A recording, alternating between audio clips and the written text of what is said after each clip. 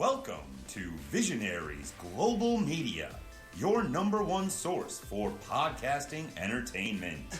Visionaries Global Media, envisioning excellence on a global scale.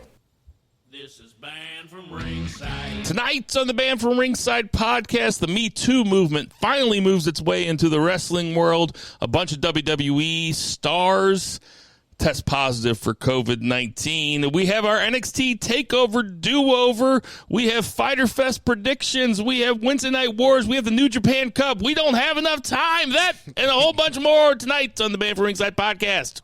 You said we ain't got enough time. We really don't. No, we don't.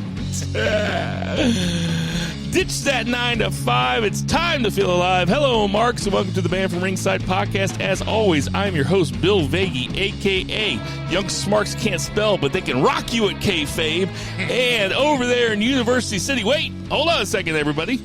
He's not over in University City. Reunited, and it feels so good. We have Jason Cornelius Bell in my basement. What's going on, JCB? It all looks familiar. Not much has changed. Bow your heads as I read from the latest edition of the Banned from Ringside podcast, volume 161, chapter 3, verse 14. And the good smart says, hashtag who the heels. It is all good, baby. Listen, share, subscribe, repeat. Shout out to my girl, Becky Balboa. I love you, babe. Keep grinding at work. I know you're working hard. It's going to be okay. It's good to be back. Nice to have you back. No, I was going to say pets look good. Downstairs looks a little different, but not too different. You know, I cleaned it up a little bit. No, I was getting ready to say I've seen what's happening over here to my left, in front of me, and all that other good stuff. So yeah, You see Zach's face on the dartboard.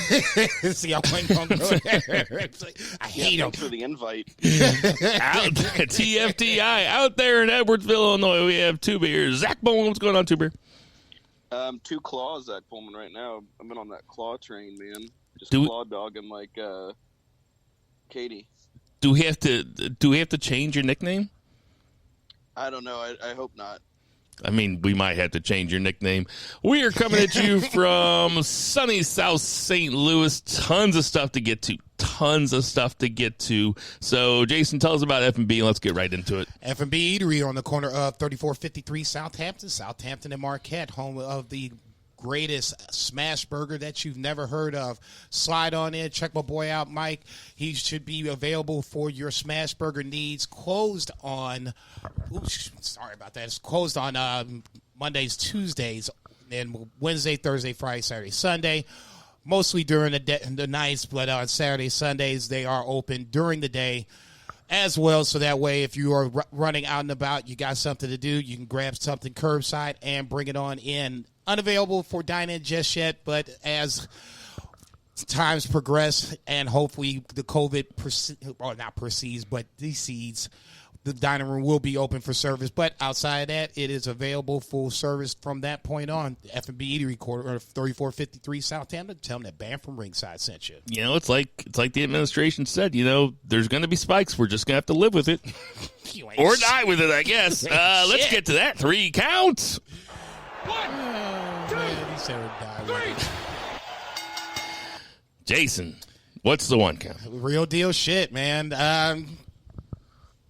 Speaking out, COVID, we're going to all wrap it up into one big 1 count. I'm not sure which people consider more important. For me, with sisters, I have a problem with male wrestlers, male talent taking advantage of the situation given to them and putting women in a spot where they feel uncomfortable and being sexually assaulted, however you want to call it. Some of the names are a little surprising, I will say that. It's not all sexual assault. In the case of, say, Will Ospreay, he apparently had someone blackballed because they wouldn't help him out in some form or fashion. It's got to a certain point, and I'm not going to lie, after reading 5, 6, 7 different accounts, it just got to the point where I just couldn't read detailed descriptions anymore because at a certain point, I couldn't do it. It's watching, if you ever watched the George Floyd video, now I've never watched it, I just can't watch it. It's gotten to that point where I just can't read it anymore. All I really need to know is the names and are they trying to deny it? Most haven't denied it. Some are starting to push back a little bit, which is kind of a surprise, I would think, in this day and age, unless you just got the serious hardcore proof. Matt Riddle is kind of jumping into my head, but apparently WWE knew about Matt Riddle, and that hasn't really stopped his push, clearly, on SmackDown with him defeating AJ Styles. I think that is... What? Well, I mean, That's crazy that they didn't care about the guy they were pushing. No, apparently they knew, and at that point, it's their judgment call to make. I'm not going to sit up there and slam WWE for that. There's plenty of other things to slam them about. This is just another on the long list of things to talk about. At the end of the day, I'll just say this because I'm sure there's plenty to say about it. I'm kind of surprised, especially in bigger promotions, Ring of Honor, WWE, obviously, remarks by Sammy Guevara. I'm kind of surprised that it has gone to this point where you don't have more female talent working with female talent. Not saying that it still wouldn't happen, but I would like to think the odds of any sexual assault would decrease if you had it as such. It's 2020. I just don't understand where you don't have more available access to have female trainers. And I guess that's where me seeing some independent promotions locally, and I'm not going to throw those names out there. You know who they are if you've seen me there. I'll just say this. I can see it at that level because it's a smaller level. Everybody's trying to get over, and it's one big happy family, and it should be as such. And even at that level, the female talent shouldn't feel scared to be able to work and train with the male talent because, unfortunately, that's what they're going to have to work with. There's just not a lot of female talent there to train with. But on the bigger levels, ROH, WWE, AEW, I got a problem with them not having female trainers to kind of circumvent this shit. Like I said, would it completely shut it down? No. But as a guy, it kind of took a lot of the love away from me from wrestling. It was kind of made it hard for me to just jump back into the normal scope of wrestling day after this person's being thrown under the bus, that person's being thrown underneath the bus. Now, I'm not saying thrown underneath the bus is a bad thing. I'm going to go with the victims on this. If they're saying it, I'm believing them because to me, this is no different than as racism is. It's a different perspective. I can't understand their perspective because I'm a man and I haven't gone through it. Apparently, Keith Lee was drugged. So, I mean, it's just not the women are getting sexually assaulted. The men are getting sexually assaulted as well. So, I mean, like I said, for me, it's just a different perspective because for me, it's like racism. I can understand racism because I've been, as a victim of it. I can't understand, I guess, this would be, let's just call it sexism for lack of a better term. I know I got two English majors that'll correct me here in 30 seconds, but I can't. Oh, yeah. I don't understand this perspective because it personally hasn't happened to me, but I'm not going to say. You've been a victim of racism on this show. I'm not going to say it hasn't happened because they're saying it and people are trying to deny it. I made him come through the back door of my house here because I didn't want his neighbors to see me. I didn't want my neighbors to see him. You motherfuckers ain't shit. Go ahead. Zach, your thoughts? Yeah, I mean, this is a terrible thing, obviously, but it's also a great thing. And I think it's the greatest thing that could happen to the wrestling business because I don't care about the business end of it if it's being like run on the backs of exploitation. Like, it's been a carny business and a shady business for a long time, and if you think it was squeaky clean, you're either a liar or incredibly naive. But I had no idea about the extent of this, especially from people like David Starr, who, I've even said before, like, David Starr is like my spirit animal. He comes across as like this super progressive and, he's a total monster in that aspect of his life. And he had like dozens of allegations against him. Same thing with Joey Ryan. Their careers are pretty much over. And I mean, you look at Joey Ryan, like a guy with his gimmick.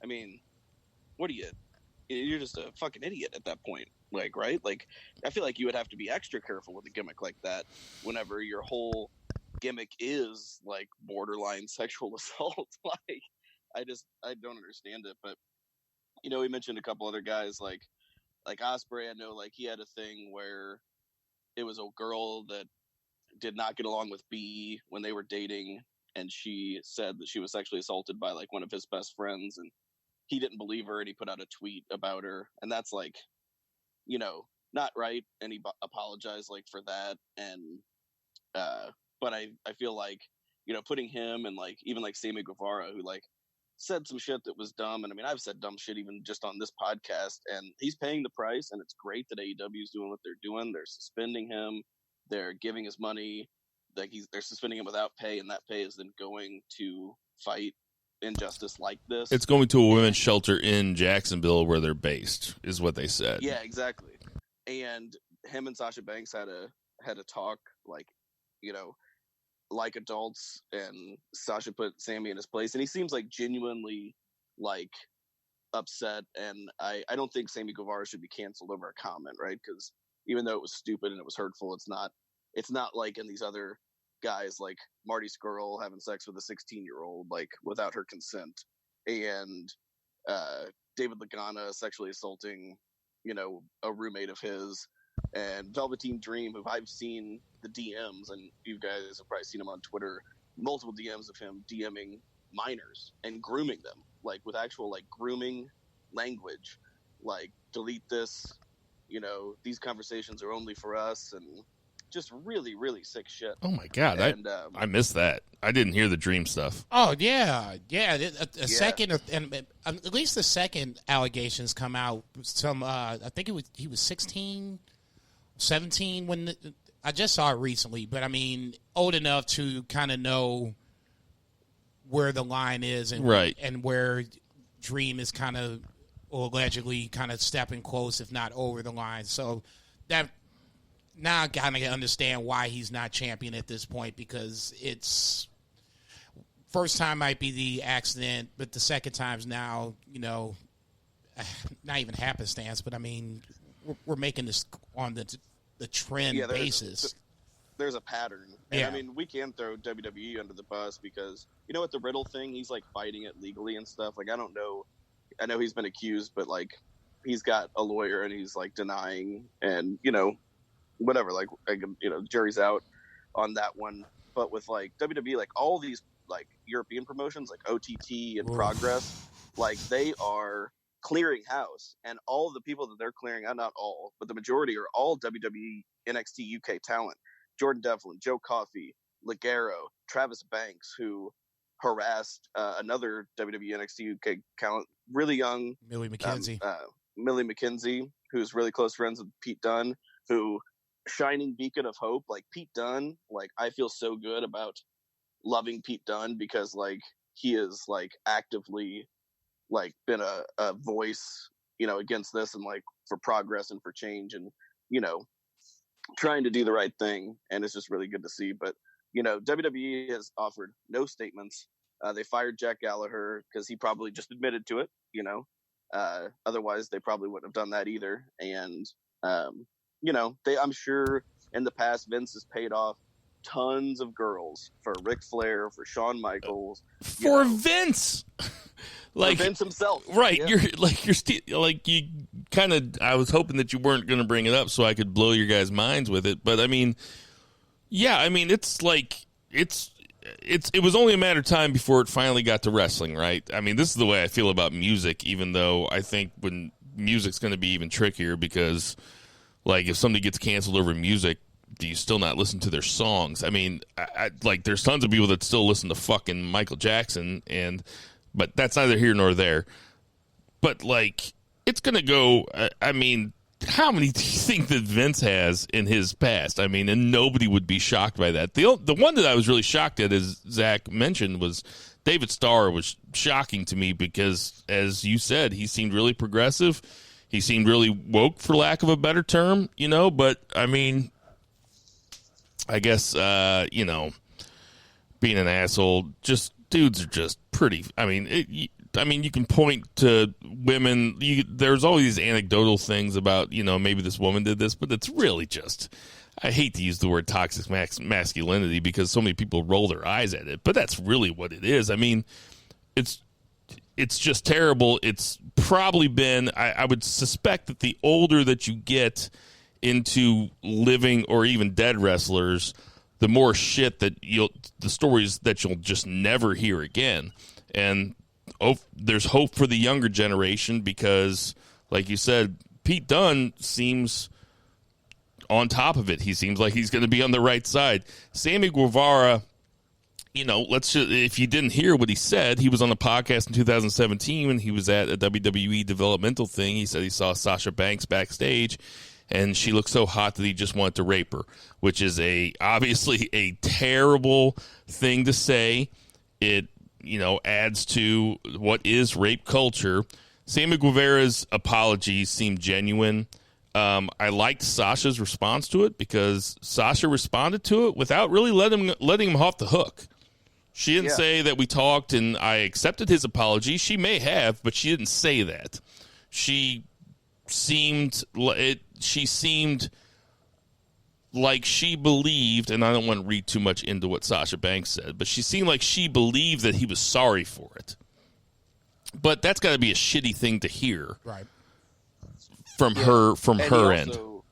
On his apology video that he put out, because he has a very popular vlog, and he comes across as like a total baby face, which makes me like him even more whenever he's like such a good geek heel, because like he really is like, generally speaking, like a likable dude. But like he has a very popular vlog, and he put that video out there knowing it was going to get a ton of hits, and he like intentionally demonetized it, like made sure that like he did not get any kind of revenue like from that. So I feel like he's doing like the best job that he can for the situation that he put himself in, and he deserves what he's gotten. But for the people that are calling on canceling him or him like being fired, like that's outrageous whenever those same people probably would list Shawn Michaels on their Mount Rushmore. You know what I mean? Like, I mean, I would too. Yes. I mean, unless there's something else that comes out in the future about him for what he's done now, it seems like he's handling it as well as he could. And, for guys that do an hour and a half podcast every week, God knows that sometimes just things just come out of your mouth. I mean, I don't know. I shouldn't have said God knows. I should say Zach knows that sometimes things just come out of your mouth. But they're pretty synonymous in my opinion. But this is like Zach said, it's ultimately probably a good thing because, in order to make progress, shit's got to hurt for a while, and this is going to hurt. That sucks. I didn't hear about Velveteen Dream till right now, and I thought that I'd been following it pretty good, but that's a bummer. That's the thing is, like, it's been, like, some of them are really going under the radar, and it's not cool. Like, especially because that one's, like, egregious, right? Like, dude, like, if Velveteen Dream was, like, DMing my daughter on Twitter, I only say that I don't need to have a daughter to like be angry about this, but I do have a daughter and she's 17, right? And Velveteen Dream, same thing, like James Ellsworth like had done this, like, I don't know, last year on Twitter there was pictures of him, like dick pics that he had sent to a 16-year-old girl. Are you sure they just weren't pictures of his face? See, you can't be serious for 30 seconds. No, I guess here's my question at this point. I mean, where do you really go from here? Like, certain promotions have been progressive about taking care of business. Impact suspends Michael Elgin. They fired Dave Christ. I can't think of the other guy they fired as well. Joey Ryan as well. Thank you. So, I mean, you got those are being, I would consider, somewhat progressive considering what is going on. Obviously, you have Vince and company not being nearly as progressive. Matt Riddle is still getting his push, and then everybody in the gray. there's I got to would be. say WWE's being regressive. Well, I was trying to be nice. I shitted on them last week, so I'm trying to be nice this week. I guess my question is, where do you go from here? Because, I mean, there's got to be some sort of plan in motion, some sort of way that this isn't going to be another list of names a year from now, 2 years from now, that is still coming out where you don't have to worry about this. This shouldn't even be an issue as far as I'm concerned. There's no way to prevent it, though. I mean, because you're really depending on the victims to be courageous and come out, because ultimately it really it started with somebody. This started with the Joey Ryan thing, right? Or am I can't believe it took so long to get to wrestling. I mean, I'm glad it's finally here. And really, I'm not even going to say it. Honestly, I couldn't tell you where I think David Starr was the first one that I saw. That was the first big one. And then Joey Ryan was like subsequently thereafter, and then from that point, it's just been dominoes. From that point on, it's almost to the point where it's hard to just keep up with. And I get what you're saying to a certain extent. You know, it's going to be difficult to try to have some sort of sweeping reform, but I mean, at a certain point, you're going to lose either the female talent that and I'm just throwing it out there because it's who I thought of immediately. If you're WWE and you're just allowing Brock Lesnar, because Brock Lesnar is one of the names that's been thrown out there, if you're allowing Brock to manhandle your female talent, that's not a good look. I mean, that would, at least if I was a female talent, that would give me pause to whether or not I would want to go with this cast of characters for 300 days throughout the year, obviously pandemic aside. Non-pandemic aside, I mean, do you want to be, quarantined or, for lack of a better word, quarantined with these guys for, a week or two at a time? I mean, at a certain point, Vince has to step to the plate and at least acknowledge the fact that there is a problem. Firing certain people and not firing other people is not enough. There has to be more done behind it. There has to be some sort of program set forth to where this is not an issue going forward. Go ahead, Zach. I was going to say, I feel like Stephanie is just going to have some lip service statement and just come out and say, oh, we're, against this and we're going to do something. Whereas at least like I'm not being an AEW fanboy, even though I am one, with Jimmy Havoc and with Sammy, like they suspended him, no pay. Jimmy Havoc's off to rehab and sensitivity training. Sammy Guevara's off to sensitivity training. I think having more women in positions of power within these companies and having a zero tolerance, like Jason said, like a zero tolerance and like a program in place where this is our policy and it's a reformative policy. It is punitive and reformative, not just completely punitive. And then depending on how bad the situation is, that these people, have to see justice in the form of like a court of law, and it's just going to take more people speaking out and being brave and more people in power that are understanding and will not, you won't lose your push, right? Something bad happens to you. The court of law thing is a little bit tougher because, as I told somebody on Facebook today, because there's a lot of shit going on in St. Louis right now, too. For those of you in St. Louis or not in St. Louis, there is a bit of a reckoning happening in the service industry, of which all three of us are a part, and also in the tattoo industry, which I got a big dose of today just looking at Facebook, and man, it's a fucking mess.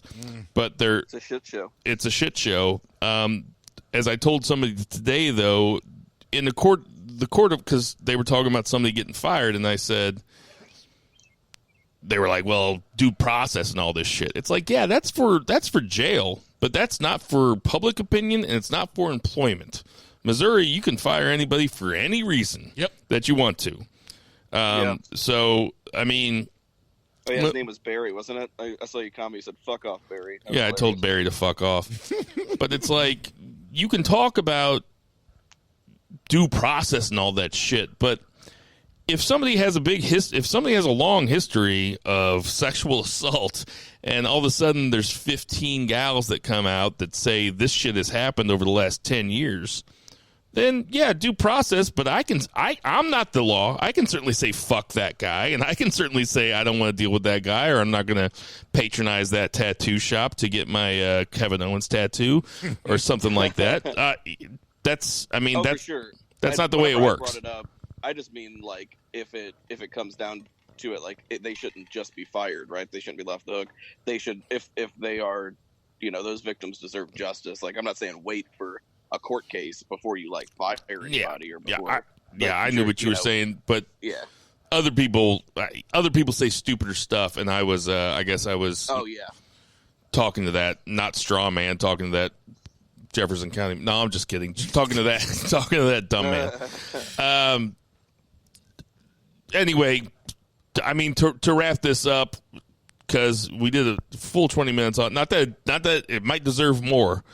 We are going to get some wrestling, but before we get to the wrestling, we got to talk about how COVID-19 has struck the WWE locker room. Tell us about that, Zach. So again, WWE is not really releasing any statement. They're very quiet on this, which just goes to show like how scared they are. But it's their own doing. I mean, this is a $1 billion company that is not taking care of their talent. We've said it week in, week out. We don't need to regurgitate that, but they finally did tests. I mean, this is a $1 billion company that has not tested anybody. They're just taking temperatures, and they're in a state that this week had 5,500 new cases of COVID-19. They are not allowing friends and family into the building if they want to wear a mask. Like, so all those TV people you see that aren't wearing masks, it's not just because they don't want to, which they might not want to, but if they want to get in and see the show, because that's how they're populating the crowd, they're not allowed in WWE. And in those tapings, there was a positive COVID test. So then they finally decided that they were going to test, and they have like an undisclosed number, like probably like a couple dozen. Kayla Braxton's got it for the second time. Renee Young is definitely positive. She's at home with Jon Moxley, who has so far tested negative, but that's why he was not on the AEW show. Goddamn Ric Flair was in this, like, he's like, they have him coming back as like a main character. They can't create a new star, so you got to bring in 70-something-year-old Ric Flair to possibly kill him. Like, dude, I don't know. Like, I could rant about this for an hour, and I'm not going to, but it is egregious. It's irresponsible, and it's just I can't even fathom like how you can't eke out a little bit of money for safety measures. You're gonna fire a referee. You're gonna fire some producers. You're gonna cut some talent to save some money. One of those people's salaries would have paid for an entire year of COVID tests. Like, I cannot imagine it. So we'll just see, like, this thing's gonna implode, and supposedly they're gonna be taping for a couple weeks ahead of time now, and because there's instituting travel bans again, like in the Northeast, like Connecticut and stuff, and New York, you can't fly in or fly out. It's just I don't know. It's fucked up, and they fucked up, and it's not cool. Well, no, my biggest problem with the whole thing is now it's classic WWE. It's being retroactive. Oh, this guy's tested positive. Oh, then now let's start testing. They should have been doing this, weeks ahead of time to start trying to nip this in the bud. If you're going to try to make this into some sort of watchable product, marketable product, and I mean, it doesn't even have to be marketable at this point. I mean, the product is crappy, and they're still getting ready to make close to $100 million after the fact. But I mean, at a certain point, doesn't it have to be about the talent? I mean, you're not going to just, even with them firing Paul Heyman, the talent is still have to be able to come out and feel safe to perform. See Roman Reigns, see Sami Zayn, now see Kevin Owens. Guys are not feeling comfortable about this, and I don't blame them, because you're not giving them a reason to feel comfortable. If you're going to march them, it'd be like going to the Army, you getting trained, and then them dropping you into a hot zone with a 9mm. Now go take over this country. You ain't gonna do shit with this 9mm. You need more than that. They need to have some sort of feeling that they are being taken care of. And once again, it is classic WWE where they are taking care of their dollar first, the talent second. And I'm getting to the point where maybe everything just needs to shut back down again. AEW included, shut it back down to where that way the talent is safe first, worry about the dollar second. I mean, they're not doing anything differently than any other publicly traded billion-dollar company like Taco Bell or fucking Wendy's or McDonald's is doing either. I mean, the talent to them is interchangeable because they have tons of it. They have more than any other roster's ever had. No, that's fair. I mean, they don't do shit with it, but that's fair. Go ahead. And some of you might be sitting out there like, hey, Bill, Jason's over at your house right now. Are you guys sitting 6 feet apart? Probably more like 4.5. But you know what we're not doing? Sweating and touching each other. Not like wrestlers. Not yet. Zach. God damn, I put that on a T for him, didn't I? I'll say, Zach, don't give it away now. But, I mean, I guess I'm not very surprised. I am surprised that they weren't testing them as soon as they came in. Yeah. That's bizarre to me. It's like you would think that, I guess it's kind of, you would think that Vince learned his lesson after the steroid thing and being, like you said, it's them reacting rather than being proactive. Dude, UFC is wrestling on an island in a biodome, or they're fighting like Fighter Island in like out. Saudi Arabia Fighter or some Island. crazy shit. I mean, baseball's starting up, and baseball is saying that if you test positive for COVID, you can't play for 2 weeks. It's only a 60-game season. Right. I mean, that's fine. Put an asterisk on it. Like, I don't care. Like, everybody wants something to watch, but Vince obviously didn't fucking give a shit. Maybe AEW gave more of a shit. It doesn't seem like, I mean, I don't know if they were testing either. I don't want to let AEW off the hook just because Vince. They are testing. QT Marshall was, go ahead, Zach. Yeah. Go ahead. I was gonna say they are testing. I've said that on my soapbox before. It's irresponsible that they're running. I don't listen. And, yeah, but they are testing. They are testing every week. So, but I think the problem with that is they think in their minds they're like, oh, we're testing, so it's fine. But like you can test negative and still be like asymptomatic, and the tests are not like completely fail proof. So I still think like in their heads they're like, oh well, I passed and I'm negative.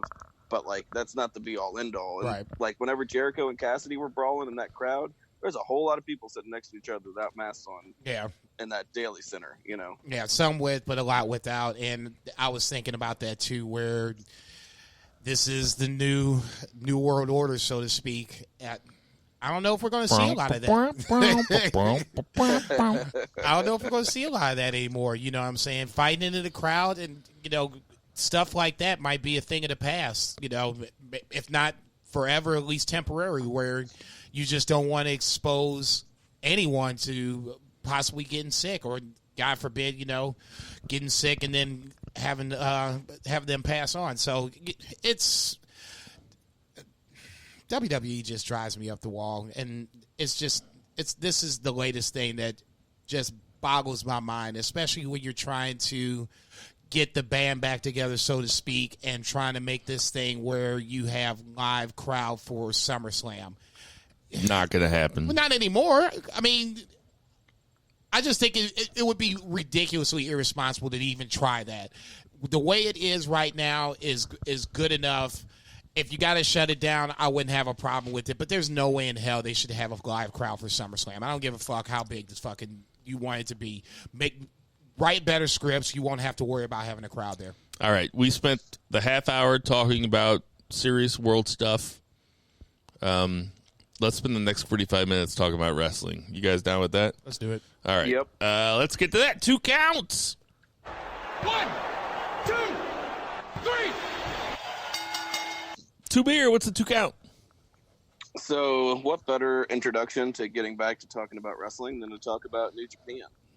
Hell yeah. I did not get to watch the show this morning. I forgot about it. And I also forgot about the NXT Do-Over, which is what I did watch instead. So, don't you but worry I did about watch it. I watched the first 2 of the 3 shows since last week. Quick rundown. Sonata went over to Gucci. No big surprise there.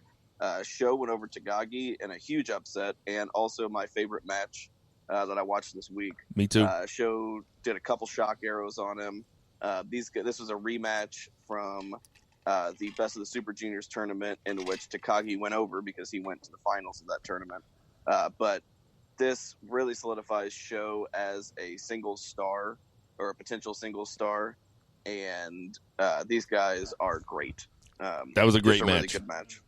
Yeah, and I didn't get my picks in because I've been drinking again, so I didn't get my New Japan picks in. Two claws act. And I don't know, did anybody have Takagi or Sho over Takagi? I feel like that was like I said did not. the first week that I thought Takagi was going to the end. So Let me check. No, I did not. yeah. I'll be the first to admit that. I had Shingo having a nice little run, but as you know, just quick sidebar for 30 seconds.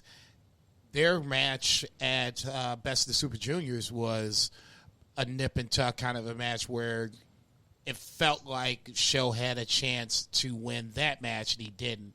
So this is kind of almost, just rewards for him winning this match, and this was just as good, if not a better match than their Best of the Super Juniors match. Yeah, I had Takagi. Yeah, and you had Takagi. Yeah. Yeah. And now that he beat him, so Takagi's out. Sho's not going to go all the way to the end. So at Dominion, we could have Sho versus Takagi for the Never Championship because now Sho really kind of, in the way New Japan books, like he pinned him, he deserves a shot at the title. So that could be another potential awesome match for Dominion, which is like the second biggest show of the year. Those dudes have great chemistry together, though, man. They do. A couple other guys have good chemistry, Ibushi and Zack Sabre Jr. Ibushi finally wins. He had lost the previous two encounters in New Japan Cups, their last two times that they had gone up against each other. Zack Sabre Jr. actually has won a New Japan Cup, but so has Ibushi. Yeah, in 2015 and 2018. Shout out to friend of the show, Blood Girl Raven, who I saw on Twitter kind of running this match down. And A little bit. I guess maybe she just doesn't like Zack Sabre Jr. because really, when you're having when Zack Sabre Jr. is in a match, you're having a Zack Sabre Jr. match. That's just kind of the way it is. And maybe his style's so much different than everybody else, and Ibushi's so good. But, I mean, Ibushi, you're stuck in the Zack Sabre Jr. match. Now, Zack Sabre Jr., he can do some fun stuff. I love this match. I get what she's saying, though. I mean, when I saw this, I'm thinking this is going to be a 5-star classic. It was a 4-star match, but, I mean, I get what she's saying. It fell flat because, like I said, when I saw this, my eyes just immediately started to roll back in my head and started to think, imagine how great this match was. It was good. It just wasn't great. So I get where she's coming from with that. I don't knock her for that. All right. The Sonata comment, that's something different, but that's another story. What'd she say about Sonata? The 2 count's all about you, Blood Girl Raven. What'd she say? Basically, she's upset that Sonata would have someone in the Dragon Sleeper, and then instead of submitting him, he would take it off and then come off with the moonsault, and that moonsault more times than not misses, and that's how he loses matches. Most recently with That's Okada. true. He does do that. He does do it a lot, and I can't knock that because it's true. She's got it there. Okada was the last time it happened where I was like, oh, this might be the time, and then he let off the sleeper. He tried the moonsault, didn't work. Okada wins the match. Can I just say that's smarkier than anything any one of us has ever said on this podcast? She got him, though. Yeah, She got him. Yeah, she's right. No, and I was like, what? No, you can't say that about Sonata. Immediately I'm coming to the defense. I'm like, no. As an LIJ mark, you just can't say that. Two Beer, what you think about the Ibushi Sabre? I liked it. I think we fall into that trap sometimes with our expectations of New Japan. Sometimes it's funny because like there's matches that you think, oh, this could be good or this could just be okay, and they're like 4.5 star, like 4 3/4 star, just like awesome matches. And then you have like 2 big names where we almost like expect like too much, and they put on a really good match, and it's just kind of not quite good enough. So I understand that aspect. Like Jason said, it was like a 4-star match. Ibushi thrives in like a more of a high flying environment, and Zack Sabre Jr. is not going to let you do that. And it's not like Will Ospreay, where Will Ospreay is like surprisingly just like this secret, like amazing chain wrestler. Like Ibushi's really talented and like a once in a lifetime talent, but he's not a catch as catch can wrestler so much, So, but it was a really good match. All right, and what was the last match of night 1 or night 3, I guess? And then talk about surprises, Taichi over Tanahashi with the Black Mephisto. I mean, it wasn't necessarily a surprise that they would put Taichi over Tanahashi because Tanahashi's like in his twilight years, right? But the fact that Taichi just dominated younger than this entire Jason match, and then Fuck you. he dominated this entire match and then just pinned him, like that part was surprising. So I expected Tanahashi to get a little Hulk up, little comeback, and then pin him, or Taichi maybe beat the Taichi shit out of him. It was. He just beat the shit out of him and pinned him. It was crazy. And then on top of it, once again, this is the Blood Girl Raven 2 count. She made a good point. Not only did he win the match, Ibushi came out. He got him a piece of Ibushi and then stacked one on top of the other. Man, that was just the most... By the end, I was literally dumbfounded because I'm like, there's no way Taichi is getting ready to win this match. And then he wins the match. So I'm like, man, no way. This is crazy. So I'm still kind of like dumbfounded. And the next thing you know, he's whooping everybody. Zack Sabre Jr. came out, helped him out. But, I mean, basically, it was Taichi's moment from the very start with his new, like, little vignette for his entrance music to the very end where he basically put Ibushi on top of Tanahashi. That was his fucking main event moment. Good for him. I'm not back on the bandwagon, but good on him. I'm going to make a comment about Taichi that I have probably only made a couple times before about a wrestler. I would love him if it wasn't for his hair. Really? Yeah, he has terrible hair. Okay, man. I mean, just the worst hair in pro wrestling. Is there anybody that's got worse hair than Taichi? Shit, I'm sure we can think of somebody. Try to. Yoshihashi was really bad for a while. I mean, I'm watching Bailey right now with the ponytail sticking out of the side of her head on NXT. I mean, that's not as bad as Taichi. I mean, he's got the worst hair, dude. Give me a week. I'm sure we can think about it. He looks like a dude that's in the background of a party at one of the direct-to-DVD American Pie sequels.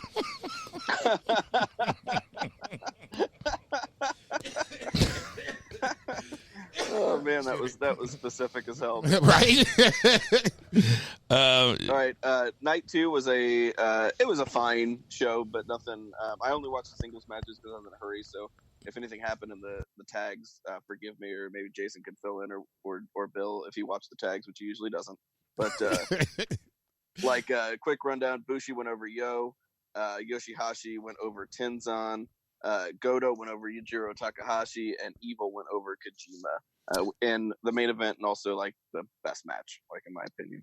No, I agree. I was getting ready to say that was one of those where, like you said, my expectation level was low coming in for Kojima and Evil, and it ended up being a much better match than I initially had anticipated.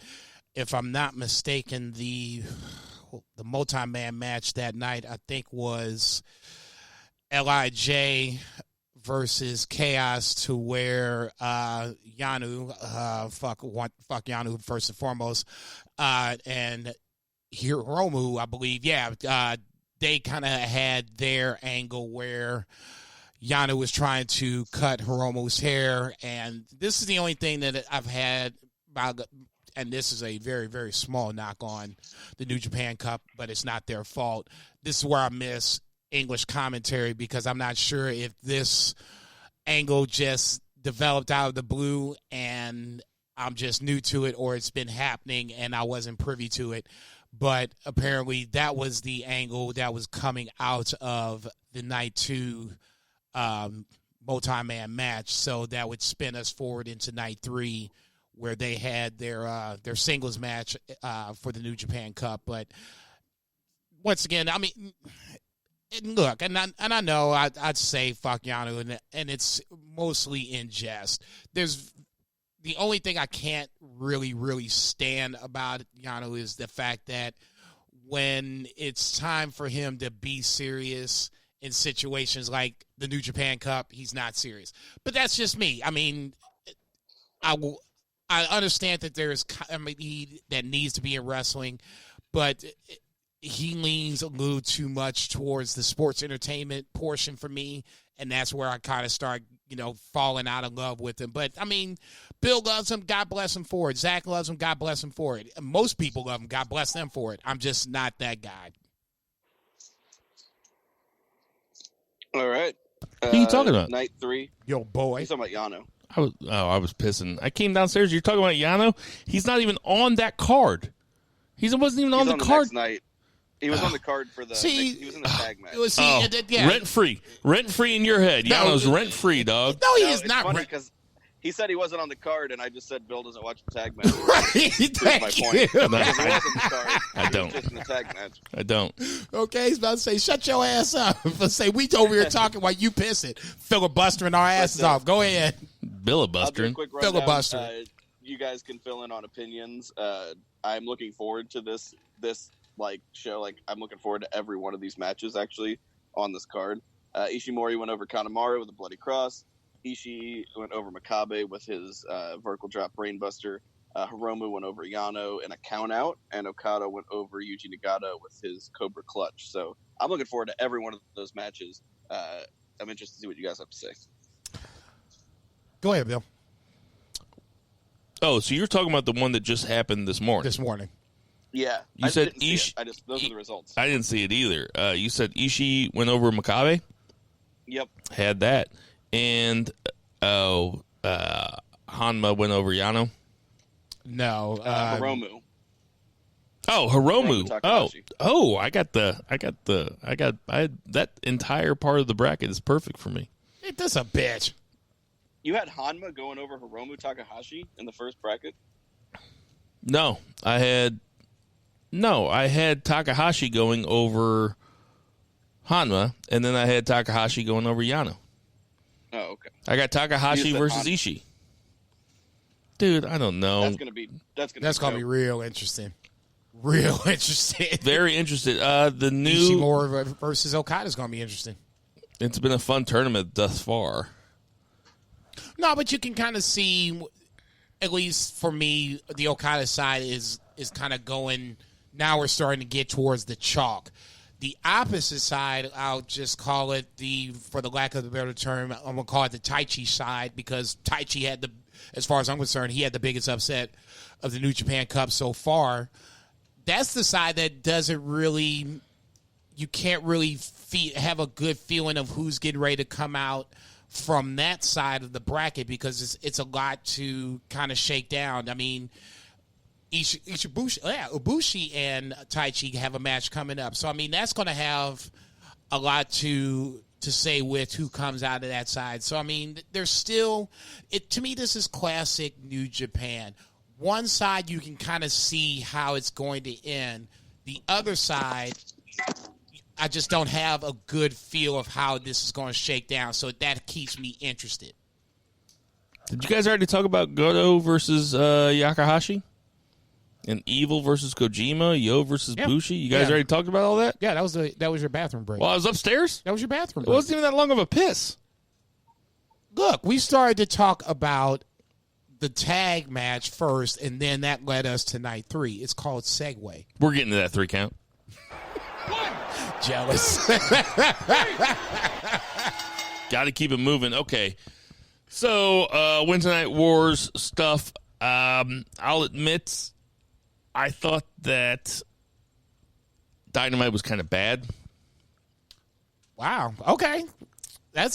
Go ahead. But I will go. We're going to start with what I thought the best match of last night was, which is Keith Lee versus Finn Balor versus Gargano. Fair. Keith Lee goes over in a triple threat match, the Bill Vegas special. Interesting. He ends up.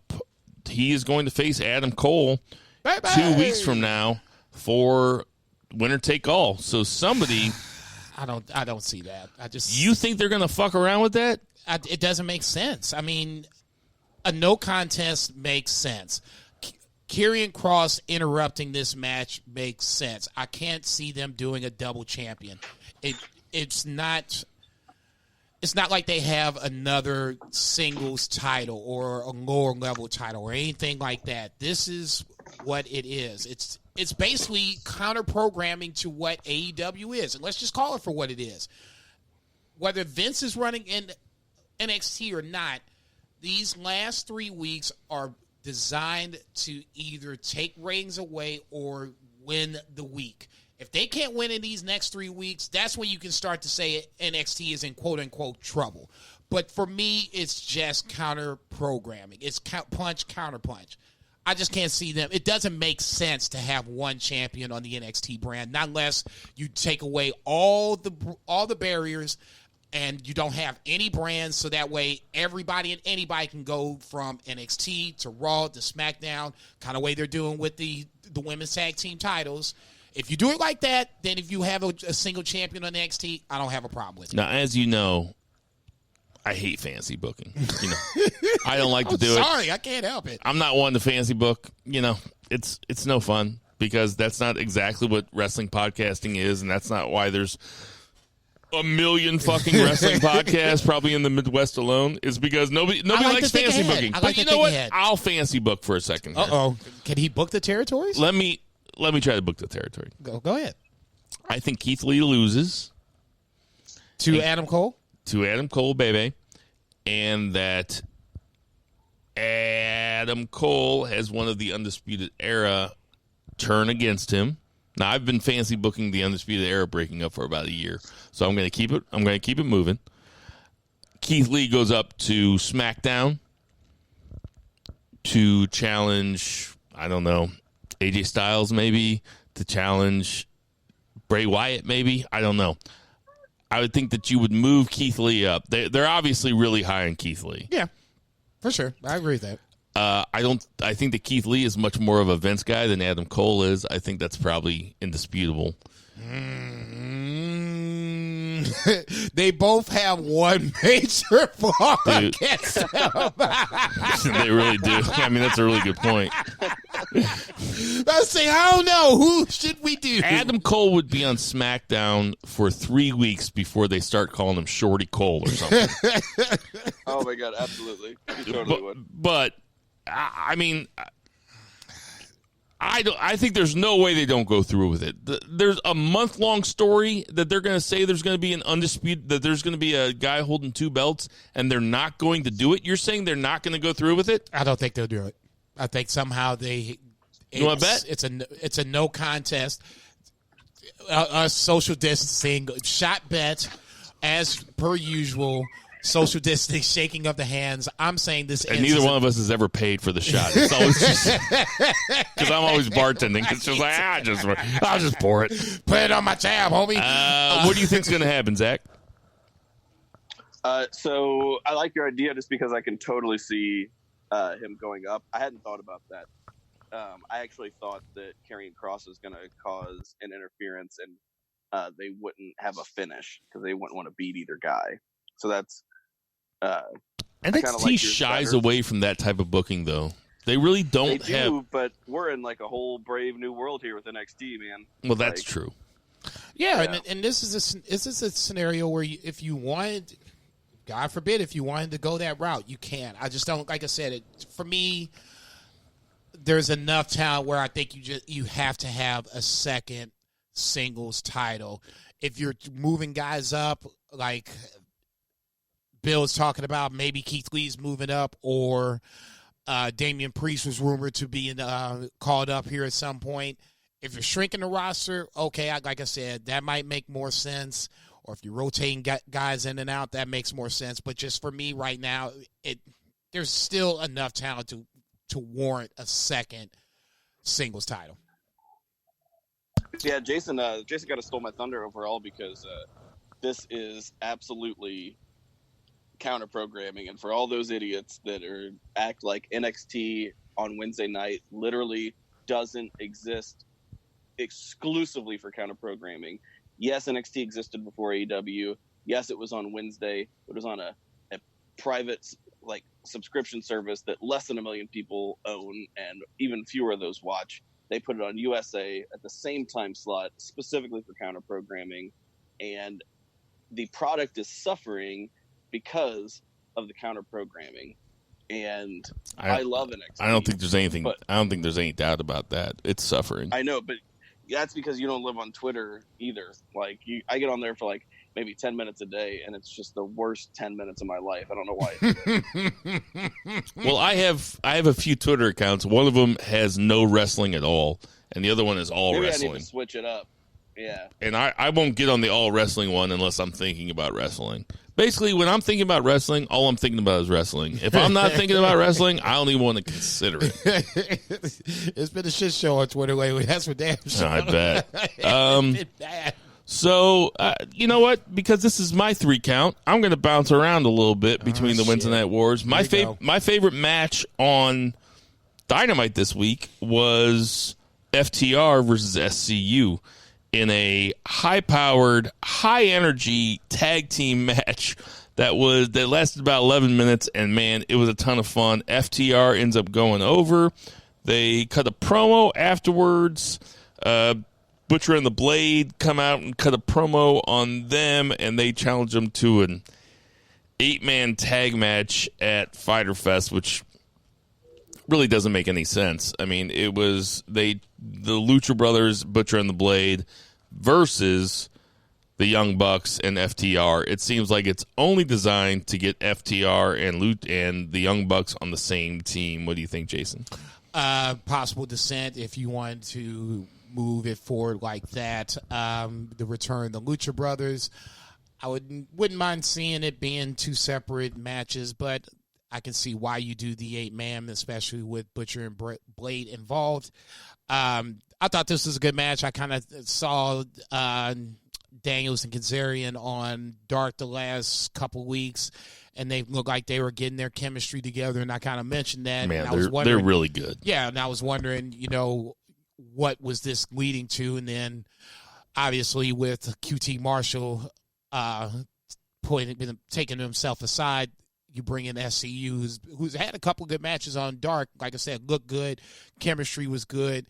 Good chance to have them with FTR kind of scratch that off of the AEW dream match for tag team matches. And, it ended up being a good match. I wish it would have went a little longer, but that's just me. Yeah, I could have watched them for 20 minutes. What do you think, Zach? Yeah, it was my favorite match, even with a fantastic. Oh, we're talking about you said favorite match on Dynamite. I say even with a fantastic triple threat match on NXT, I don't want to bounce around, but it's just so nice to see the Revival, or FTR rather, back in action, and that Dax Harwood or Scott Dawson, whatever you want to call him, is. I did not know their names. Dax Harwood is probably my favorite. Yeah. Oh, he's the Arn Anderson of our generation. Like, he doesn't quite have the promo down as much as Arn, because Arn's like a real promo legend, but Agreed. He did a good promo at the end of the match. But I mean, I'm not like the first person to say that. Like, I saw Meltzer say it like on Twitter on Wednesday night. No, I'll piggyback on that. I agree with that totally. Yeah, he's just a goddamn great worker who has no looks, no body. You know what I mean? Just like straight tough guy, bar fight. But also just a really good technical wrestler, and I just love him. And I'm so happy that we get to see them in AEW, which has the best tag division in the entire world, and arguably outside of 90s All Japan, I would say they're second only to 90s All Japan as far as tag divisions in history. I think that they're just phenomenal. So if you haven't watched 90s All Japan tag matches, stop listening to us. I mean, that's tough to argue, though. I was like, you just blew Jason's wig back, but I mean, that's kind of hard to argue. They are they're stacked. Their tag division is stacked. They are very, very stacked. And the team that has the belts isn't really a team. And JR made they put on they had in their promo to set up their Fyter Fest match, they played on that, and they're like, but we get it done. Oh, right. You want to have the best tag team match in the history of tag team matches? Yeah, we'll just do it like that. And that's totally true. Like, they're not a tag team, which is funny, but they literally put on the greatest tag team match that I've ever seen in my life. It was one of the best ones, but I like JR's kind of impending doom statement towards the end of that vignette, where he basically said that, we've seen bits and pieces, this dissension, things might end up unraveling some point down the line. And this goes back to what I said about Adam Page, weeks, months ago, about him not being the first champion. It was probably best that he wasn't the first champion, because now people are starting to get to know Adam Page, and this version of Adam Page is getting over. If and when, probably more so when, he has this feud with Kenny Omega, that'll get him more over, get him more exposed, for lack of a better term, and then down the line, if you want to give him the title, now at that point you can give him the title. Chris Jericho is the best choice, and is still getting guys over when he doesn't even have the title. Speaking of Chris Jericho and Orange Cassidy had a bit of an altercation at the end. I'll just tell you guys what I thought about this. I've said it before on the podcast that Orange Cassidy needs a crowd. Without the crowd, it's just not as good. Chris Jericho's promo on Orange Cassidy was money. It was fucking really good, because it walked that tightrope between shoot and work that was just perfect, where he's like, don't try that shin shit on me, or whatever he said, I liked Orange Cassidy showing fire. Obviously, Orange Cassidy has a lot of chops. The guy can do a whole bunch of things. What I didn't like was at the very end, when Orange Cassidy went back to doing the half thumbs up, the lazy thumbs up.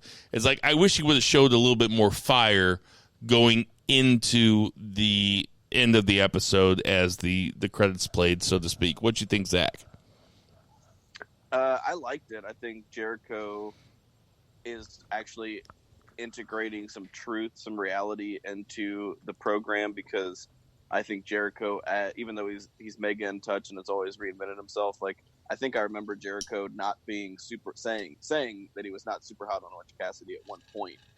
And I love that he finally, changed his mind when he saw like how over he was, and he's not just an old guy who thinks one way. And has he changed his mind?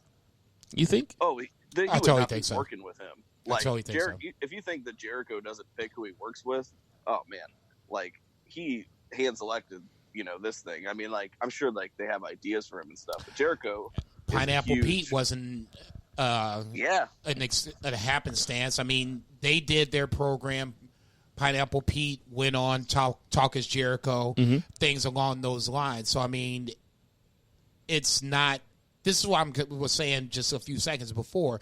Even though he's not the champion, he can still get guys over and get them exposed to a bigger audience. I happen to know who Pineapple Pete was, but he was just named somebody else from a different promotion. Right. Shook Duggerson. No, his name was definitely not Pineapple Pete. But that's how. And then all of a sudden, I'm like, okay, Pineapple Pete. But I didn't know he was Shook Duggerson from a different promotion. So for Orange Cassidy, this is going to help him in the long run. Jungle Boy, Scorpio Sky. These guys have just gotten their rub with Chris Jericho. And God forbid if they get on the show, that's even more so of a rub. It's going to make them, hopefully, bigger stars. So in that scenario, this is the way they're making their stars. Go ahead. Yeah, what's crazy is that actually works whenever you do it right. Like, it doesn't work in the WWE sense when they're like, hey, go in there and lose to this guy and you'll get the rub. Like, they do that without any, like, thought process. Like, Jericho, like, still beats these guys, but they get over because he puts them over.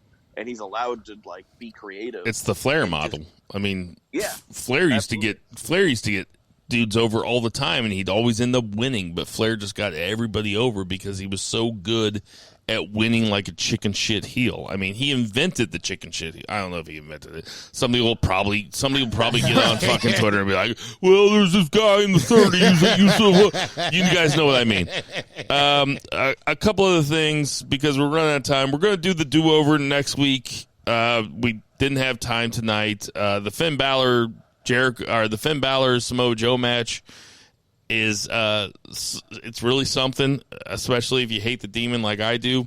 But if you guys want to follow along with us next week, go ahead and watch NXT London NXT TakeOver London from the end of 2015. But a couple other things that I wanted to talk about before we got to the first 5 matches of Fyter Fest that's going to be on Wednesday. I think Santos Escobar is a star, man. Like, does he not carry himself like a star? He looks fucking great, right, Jason? Trying to think, who was he in Lucha Underground? I can't think of shit. Elfin. No. But he really didn't speak in Lucha Underground. I can't think of his name in Lucha Underground off the top of my head, but whoever his sidekick was basically doing the speaking, but you could tell he had talent. Now that especially with WWE, you got to be able to talk. He came out and immediately was just like, had this presence about him that makes him feel a little more standard out-ish, for lack of a better term, than most other people. I just want to see where this goes. Ultimately, I'm sure that him and Drake Maverick's paths are going to cross back here in a little bit. I like the fact that Drake Maverick wasn't on the show this week, so that's always a good thing. You know, it reinforces the damage done. But yeah, Santos Escobar is a nice little choice. I want to see where this goes. Maybe out of he looks great. Jake Atlas didn't lose anything in that match against him on NXT. It was a good match. He got over while Escobar went over. So, Zach, I know you're a big fan of opening matches on Dynamite. What did you think of Wardlow versus Luchasaurus in the Lumberjack match? First thing first, don't do a Lumberjack match. What, during COVID-19? Yeah. Yeah, during COVID-19. Nobody knows what 19 stands for. It's so cryptic, right? Yeah. But that was my first thought. But after that, it was, we'd only seen Wardlow really with Cody. Maybe he's been on Dark. I have not been watching Dark. Yeah, he was on Dark throwing guys around. He really impressed me. I mean, Luchasaurus is impressive, and we've seen him. And we know he's impressive for like a big guy. And whenever they signed Wardlow, I just thought that they were like, okay, here's like a big guy, and they'd gotten a lot of criticism for not having any big guys, right? They had, they have who they have, like their stars are, usually smaller. It's kind of like NXT. They don't have a ton of like really big guys. And I was like, oh, they just signed Wardlow to fill that role. But this guy like has like chops, man. Like, no, he's good. I had no idea who he was. I'd never seen him until they signed him. So this is like my introduction to Wardlow, and I like what I see. I think it's really cool. Yeah, the Cody match was a nice start, but this match kind of opened my eyes a little bit more to what he could possibly be once he breaks away from MJF, because it's going to happen. I've just really become accustomed to opening matches on Dynamite being a really high-energy tag match, and I thought that FTR versus SCU probably made more sense in that respect. That being said, I did like it. I love Luchasaurus. I hate the gimmick. Okay. I hate the mask. I hate the mask. But as a worker, no, he's really good. As a worker, I'm a big fan. This is the other thing I was going to say. I like their attempt at having the presser for Fyter Fest, having the Cody Jake Hager thing. I like that a lot because there's one thing I would have done. I would have had when Jake Hager and Cody were standing there face to face, like doing the boxing thing, Right. They should have had a bunch of cameras going on. Yeah, for sure. But they didn't, and then it's like, well, then it's just two douchebags standing next to, And Jake Hager's wife. Wow. Dude, she's a great deal. Like, every time she's on TV, that's his real wife? That's his real wife. That's his real wife, yeah. God, she is so good at what she does. She really is. Yeah. I mean, didn't say a word, and I was just like, okay, when these jokers fight? And I'll say this as a gentleman, quite attractive. Yeah, to say the least. You know what I thought was funny? They had reporters there, like those PWI people, totally made up. Those are not real people. No. And Tony Khan, and they were all from PWI. They were like, "Hey, Pro Wrestling Illustrated, PWI, Pro W Illustrated," which is hilarious. And Tony Khan put out a tweet thanking both of them as like his two favorite wrestling writers, and like it was just so tongue in cheek because like they're just not real people. Not at all. Rather funny. The other thing that I thought of while I was watching AEW last night was Colt Cabana had a tag match with the Mr. Brody Lee versus Janela, who we didn't mention before, has also been very vocal on the right side in terms of the say something. Agreed. Yep. Joey Janela and what is that guy's name that I can never remember? Sonny Kiss. Sonny Kiss. That was a fun match. Yeah. I will say this, though. What's the point of having Colt Cabana join the Dark Order if he's just going to come out as Colt Cabana with his old Colt Cabana music and Brody Lee? So the Dark Order, hold on, don't. He's heating up. Do not do that to me. What's the point of having them? So the Dark Order was this whole thing for months and months. It was the Dark Order. Oh, they have all these vignettes and everything. Then they bring Brody Lee in. He's the exalted one, right? Right. And then now it's just Brody Lee. And then he has a match against Moxley, and he loses, and Dark Order doesn't get involved. And now Colt Cabana is part of the Dark Order, but Colt Cabana still comes out to Colt Cabana music, and now it's just Colt Cabana and Brody Lee are going to be fighting at Fyter Fest. So Dark Order didn't mean shit. Still doesn't mean shit. It's a shit gimmick. I liked it for 1 week, and I've been against it the entire time, so I've been right the entire time.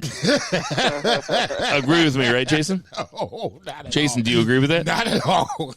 Jason, agree with that. No. He's like, if I keep asking, he'll say something. Right. I can't agree with that. I don't have a problem with Cole coming out to his own music. He's a part of the Dark Order, though. No, he's not. Dark Clearly, he's Order not. doesn't have music. Clearly, he's not. Okay, put him against SCU. A2, two beer. You see what's the word I'm looking for? The conflict with him. It's a conflict within the force itself. So no, he's not part of. So the where's Dark the rest Order of the Dark Order guys? Look, Stu Grayson will be a part of that 6-man at Fyter Fest. I would assume. Nah. That, yeah. Now it's just Colt Cabana and Brody Lee. No. They're just a tag team called like- Dark I Order think now. they're Nobody knows standing why. No. I think No. they're standing in subway terminals, like selling, flowers. Yeah, it's just Scotty Goldman. It's just Scotty Goldman and Luke Harper in a tag team called the Dark Order now. No, it's God, really- I can't believe I just came up with Scotty Goldman. That was I've been nice. trying to come up with it I was for gonna weeks say, now. You pulled that one out. That's yeah. what he was. Any last thoughts? We gotta get through these predictions real fast. Just real quick, I think AEW did a really good job of setting up for this 2-week show, and it was a good show, like start to finish. And NXT was a little rocky, but it ended strong. Man, I One-man had show. I had the exact opposite. One-match show for NXT. Dakota Kai and Raquel Gonzalez should be the next women tag team champions. That was my take. They don't have NXT tag team champions. I said women's tag team Oh, champions, so okay. they would beat a Sasha and Bayley. long time ago, I defended you against people that said you look like Gary Payton. And then one night I remember we were at Jack Patrick's, and I mixed up two black guys, and you were like, I guess they all look alike to you. Just so you know, I can't tell apart the guys from the Revival. I can't tell apart the Young Bucks. can't. And I have no idea who Tegan Knox is compared to Dakota Kai. If you put them side by side, I can't tell who they are. So you know what? I can't tell the white people apart either. This is Banned from Ringside. All right, let's get into the predictions. This isn't going to last very long. Oh, shit. There's only 5 matches. So That's great. I'll let you go first. 2 beers, Zach. We have Jungle Boy and Luchasaurus versus MJF and Wardlow. Who you got? I'm going to go with the faces. I'm going to go with Jurassic Express here. That's what I meant to say. Only because, Wardlow, he went over Luchasaurus last week, and MJF went over Jungle Boy in the last pay-per-view match. So I'm interested about the finish, but I feel like maybe Wardlow's the one taking the pin here, because I feel like MJF is probably set up to face Moxley for the title at the next pay-per-view. But I think it's the faces. I think they need the win. I'll just be wrong because I'm always wrong. I'll take MJF and Wardlow. Who you got, Jason Bell? Fuck, I'm gonna agree with Zach. I like the Jungle Express, Jurassic Express here. It just makes sense. I don't have too much rhyme or reason to it. It just makes more sense. All right, we have Private Party versus Proud and Powerful. That's a lot of P's. A lot of alliteration. I'm going to take Santana and Ortiz. Who you got, Jason? I'm going to piggyback that. I've been saying they need a win just to make them feel like they're important. And like we've talked about before ad nauseum, we'll go to tag team division. Private Party is on the come up, but I just don't think it should be right here, right They're now. great. No, they're great. Private Party's great. I mean, when you talk about how good the tag division is, we didn't even mention That's Private Party. Yeah. Who you got, Zach? Yeah, and you don't even really think about Pride and Prejudice or Proud and Powerful either so much. And they're fantastic, and they're a great team. And English major joke. It's crazy that they're not even like, when you think about the three best tag teams, right? Like Proud and Powerful is like not even one of them, which is like bonkers. Right. So I agree. I think they need a little shine. I think they do a really great job of looking like total geeks as Inner Circle, but still also coming off as like a legitimate threat. But they need those wins to still be like legitimate threats, even when they act like geeks, which they do a great job of. Man, they can fucking work. We have Should be a really good match. Sheeta versus Penelope Ford. I'll take Sheeta. I will piggyback that. I'm very interested to see how Penelope Ford is in the ring. This will be her biggest match in AEW. As far as I'm concerned, her biggest match as I've seen her to date. I'm huge on Penelope Ford. I just don't think that it's going to happen right now, but I think if she shows very well here a year, 2 years from now, she could be on top of the women's division. Her and Britt Baker would be that would be an interesting fucking match just on Britt Baker's alone. very entertaining. Yeah, man. I was going to say Big Swole was They're just on a both quick really good. sidebar. Big Swole was already charismatic in Double or Nothing. I thought she was one of the ones that stole the show on the outside. Placing her with Britt Baker is going to be comedy gold all the way up until the match itself, and then from that point, book it how you want to book it. Who you got, Zach? Real quick aside, whenever Big Swole did that where to doctor like callback to Undertaker. Oh man, that was so good. Total blatant ripoff. But what was the question? Sorry. Sheeta versus Penelope Ford. Oh yeah, Sheeta. Okay. Cody versus Hager for the TNT title. I'm taking Cody. I'll piggyback that. I'm taking Cody. It's not going to happen. It should be a good match, but I just can't see Cody losing right here. I'm sure it'll be a great match. Hager can work, man. I love Swagger. What do you got, Zach? I'm gonna Big time Swagger, Mark. We the people. I'm gonna surprise you and take Cody. Fuck that. All right. One more match that we're not doing both weeks. We're only doing this week, which they've already announced. And it's Kenny Omega and Adam Page versus Best Friends. I would say out of these matches, this is the match I'm looking forward to the most because it has Kenny Omega. I'll let you go first, Jason. Did not know that Best Friends never won the tag team titles in any promotion, as Chucky T and Trent Brewer. Obviously, Roppongi won the junior tag titles in New Japan, but that was with one Rocky Romero. That said, I would love to see it happening here. I just can't see it happening here. The streak continues. I got Omega and Page retaining. Zach? Yeah, for sure. I like those guys a lot. They're very entertaining.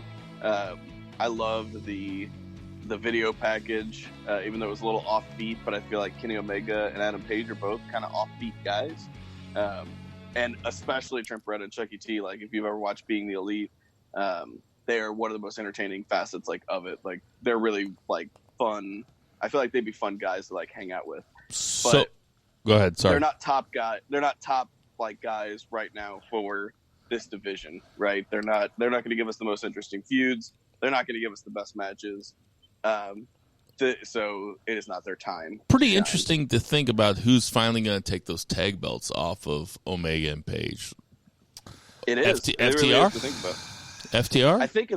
I think it's probably them, and I think Young Bucks are the ones. That's whenever Young Bucks finally get theirs, or maybe Young Bucks wait a super long time. I don't know, but it ain't, since Bucks didn't take it this last time. I don't think it's gonna be them. I don't think they're gonna rehash that for a while. This is banned from ringside. Okay, we got some Part two. birthdays. I know. You guys might be able to hear that twice. That's just y'all are tripping. Mark Jindrak, R.I.P., right? I believe so. I think he's passed away. 43.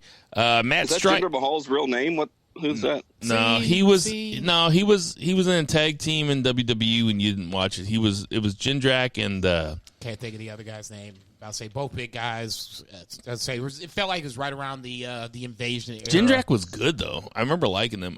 Matt Striker, who I always liked in commentary, is 46. Very much alive. Heidenreich is 48. I only remember him because he had sex with Michael Cole in the bathroom. Do you know what Heidenreich's first name is, Jason? Sotheby.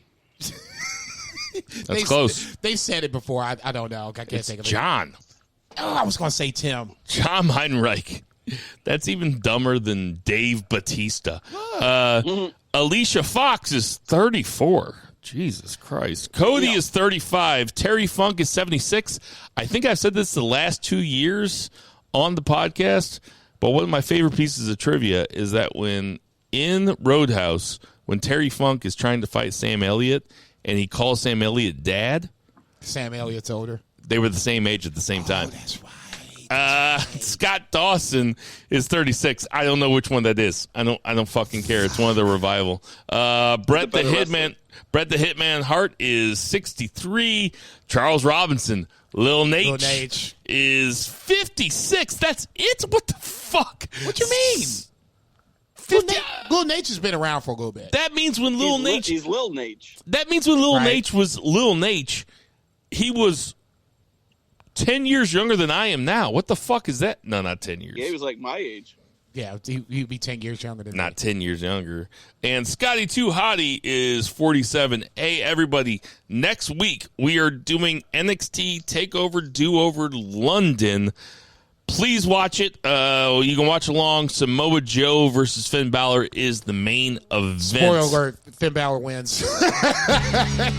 Well, he comes out as a demon, so you already know that. Hey, Right. We know there's tons of podcasts to listen to, so we appreciate you guys listening to our podcast. Tell him, Daddy.